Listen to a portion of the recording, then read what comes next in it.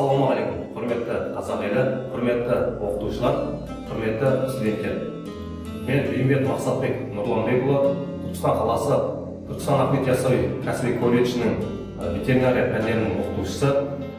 Бүгінгі біздің онлайн тақырыбымыз жануар мен адамға ортақ аурулардың алдын алу жөніндегі міндеттері. Жалпы осы адам мен жануарларға ортақ ауруларды біз қолымыздан келгенше кеңінен түсіндіруге тырысамыз. Енді жалпы бүгінгі тақырыпқа қатысты қарастырылатын сұрақтар: жануар мен адамдарға ортақ аурулар және де бірнеше түрлі тән жұқпалы аурулар. Жалпы білесіздер, адам мен жануарларға ортақ аурулар тізімі сібір жарасы, құтыру, туберкулез, бруцеллез, экзема темірекісі, аузында жатқызуға болады. Тағы басқа аурулар бар. Жалпы медицинада адам мен жануарларға ортақ инфекциялық және инвазиялық аурулар антрапоноз немесе зооноз деп аталады.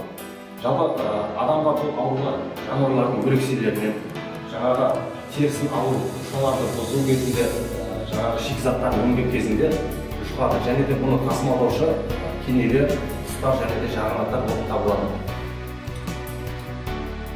Жалпы сол бірнеше түрлі тән жұқпалы аурулардың бірі қазіргі уақытта кеңінен тараған, кеңінен етек алған, яғни сібір жарасы, сибирский язва. Әр малда әрқалай атауы бар. Яғни қара құлақ, жамандап, қара без дейді. Жалпы адамдарда түйме мен күйдіргі деп атайды. Жалпы сібір жарасы дене температурасының көтерілуімен септицемия, мал денесінде ісіктер мен көз шыққанның пайда болуымен сипатталатын қатерлі жұқпалы ауру. Адамдағы түрін түйнеме деп атайды. Бұл ауру жер шарының көптеген бөліктерінде кездеседі. Тарихи деректері ертеден белгілі.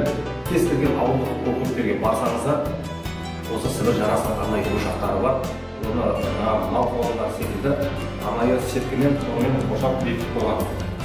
Жалпы сібір жарасы сибирский язва ауыл шаруашылық бөлімінде жыл сайынғы вакциналар беріледі. Жыл сайын мысалы осы сібір жарасына 2 рет вакцинациялау жүргізіледі. Ірі қараға 1 грамм және де тоқ малдарға 0,5 граммнан жүргізіледі. Жалпы енді бұның патологиялық анатомиясы қоздырғыштың орналасқан жеріне тері, өкпе, ішек, тағы басқа тіндердің некрозымен болатын серозды геморрагиялық қабынуымен дамиды. Жалпы мінеке суретке көрсеңіздер, яғни ағзадағы түйнеме белгісі сібір жарасының белгілі, яғни инфекциялық ауру болып табылады. Бұл жаңағы жұқпалы аурулардың бірі. Жалпы ені комплексті ем қолданамыз. Тетрациклин, доксацилин, гентамицин осыларды қолдану арқылы және де осы жануарларға кезекті вакциналар. Көбінесе мысалы бұл сібір жарасы қуаңшылық жайлаған, қуаңшылық етек алған жағдайда орын алады. Мысалы көбінесе тамыз, қыркүйек айларында осы шілденің ыстық ауа райында кеңінен етек алып осы ауру өрши түседі. Жалпы келесі біздің тақырыбымыз яғни бруцеллез. Бруцеллез ауруы іш тастау, шудың түспеуі, эндометрит, артрит және жануарлардың жыныстық қабілетінің бұзылуымен сипатталатын созылмалы жұқпалы ауру. Бұл ауру адамға да бейім. Жалпы осы бруцеллезге қарсы бізде арнайы жылына 2 рет көктемде жаңағы күзге қан алу, яғни серологиялық әдіспен қан алу әдістері жүргізіледі. Арнайы оны мен сіздерге көрсете аламын, өйткені қазіргі уақытта арнайы проверкалар бар. Кез келген ауылдық округтерде, мысалы осы ақпан айының соңынан, яғни март айының басынан бастап таңертеңгі сиыр ірі қара болсын, дуалмал болсын, падаға шықпастан бұрын таңертеңгі уақытта жүргізіледі. Жалпы мынау қолымдағы менің проверка, мұны ірі қара балдың бірінші әуелі мал иесі аты жөні, одан кейін сырған номері, түрі, түсі жазады және де осы проверка иненің көмегімен, яғни мен сіздерге толыққанды көрсетіп аламын, және де осы жерде номерлері бар, көрсете аламын, номері бар.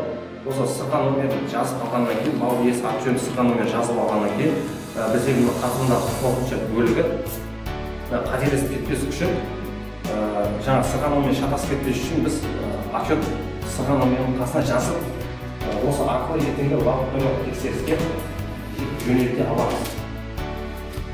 Жалпы бруцеллез ауруы қазіргі уақытта көп кеңінен етек алуда емі ауырмау басқаларға қауіп төндіреді және емі тиімсіз, сондықтан тез арада сойылады. Осы бруцеллез ауруымен ауырған малды көбінесе колбасный цехқа апарып өткізеді.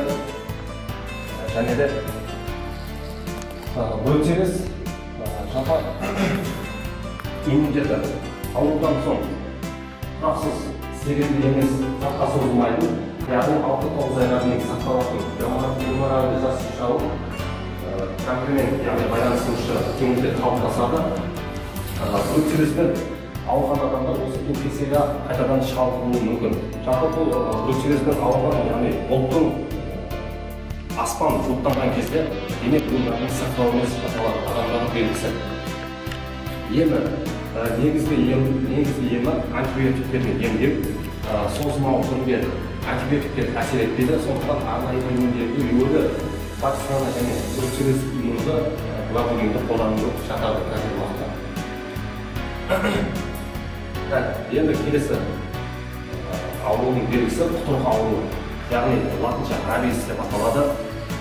Құтырық ауруы жануарлардың орталық ішкі жүйесі қызметінің бұзылуымен сипатталатын жұқпалы вирус ауруы. Тарихи деректері ауру жөніндегі мәліметтер ертеден белгілі. Жалпы бұл біздегі үй жануарларының, иттердің, қасқырлардың, шакалдардың, түлкілердің қабуына немесе тістеуінен пайда болады. Жалпы бұны тасымалдаушы, яғни жарғанаттар мен үй хайуанаттарының септігі тиюі мүмкін.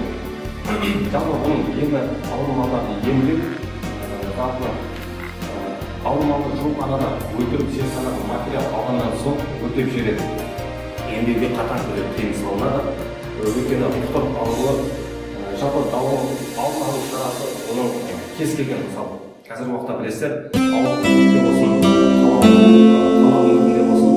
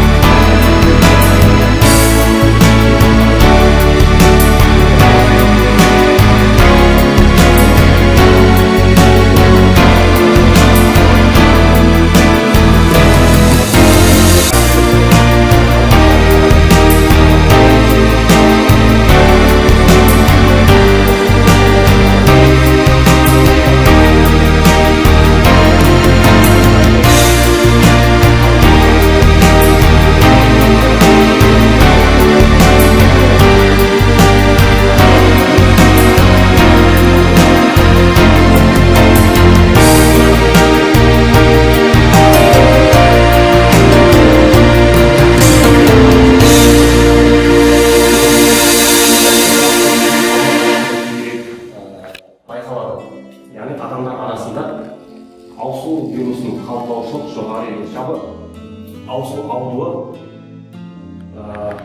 арнайы ауыл шаруашылық бөліміне, яғни ауыл шаруашылық малдарына вакцина жеткізіледі. Бұл аусыл вакцинасы ірі қараға 3 граммнан және де уақ малдарға 1 граммнан аусыл вакцинасы жүргізіледі. Бұл жыл сайынғы 2 мезгіл, көктем және күз айларында аусылға қарсы жүргізіледі.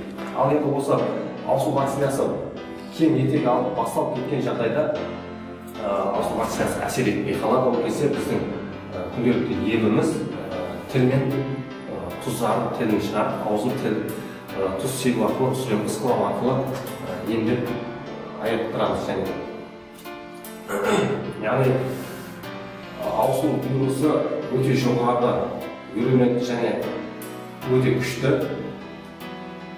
Енді алдын алу жолы жалпы медициналық, санитариялық, гигиеналық сақтану шаралары адамдар арасында вакцина егу қолданылмайды. Жалпы ветеринариялық шаралармен қатар ірі қара малдарда вакцина егу жүргізіледі. Жалпы қорыта келе айтатынымыз, аусыл вирусы зоонозды жұқпалы ауру болып табылады. Адамдарға вирус ауруларға күтім жасағанда, яғни жанасып қандай және де ластанған және де жеткілікті дәрежеде температурада өңделмеген тамақ өнімдері, сүт, ет, тағы басқа пайдалануға шығады. Сүт арқылы жұғу бұл балалар арасында кең етек алған. Жалпы лептоспироз ауруы, бұл да жұқпалы ауру. Зоонозды бактериялық жұқпалы ауру болып келеді.